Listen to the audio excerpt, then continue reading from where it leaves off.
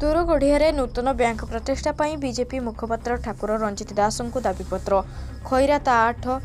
जनवरी 2024 Khaira block अधीन तुरगढ़िया बजार में एक नेशनल बैंक प्रतिष्ठा पर केंद्र अर्थमंत्री निर्मला सीतारमण, केंद्र शिक्षा मंत्री धर्मेंद्र प्रधान, केंद्र आदिवासी व्यापार एवं जलसंपद मंत्री विश्वेश्वर टुडू और बालेश्वर सांसद प्रताप चंद्र षडंगी उद्देश्य शहीद स्मारक रक्ततीर्थ तुरगढ़िया शांति कमिटी द्वारा राज्य बीजेपी मुखपात्र तथा अंचल युव समाजसेवी ठाकुर रंजित दास को दाबीपत्र प्रदान कर आज तुरगढ़िया बजार स्थित कालीमंडप निकट में शहीद स्मारक रक्ततीर्थ तुरगढ़िया शांति कमिटीर सभापति विष्णु मोहन साहू नेतृत्व में एक सभार आयोजन होता। सभार राज्य बीजेपी मुखपात्र श्री दास मुख्य अतिथि भाव जोगदे तुरगढ़िया बजार विभिन्न समस्या को नहीं उपस्थित अंचलवासी आलोचना करने सहित बजार व्यवसायी और अंचलवासी किपरि केंद्र सरकार विभिन्न योजन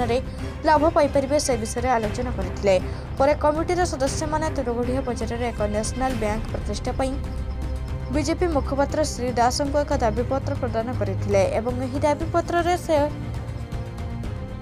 केंद्र अर्थमंत्री समेत केंद्र नेतृमंडली को अवगत कराइबा सहित आगामी दिन में तुरगढ़िया एक नेशनल बैंक प्रतिष्ठा निमंते प्रचेषा करेंगे बोली प्रतिश्रुति देते।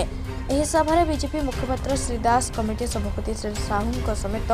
कमिटी संपादक बसंत कुमार साहू, वरिष्ठ सभ्य युधिष्ठिर महाराणा, विष्णु मोहन शतपथी, लोकनाथ पंडा, रत्नाकर माझी, जयंत कुमार पाणिग्राही, सुदाम चरण साहू, रत्नाकर माझी, विनोद कुमार घड़ई, सुदर्शन बेहरा, जयकृष्ण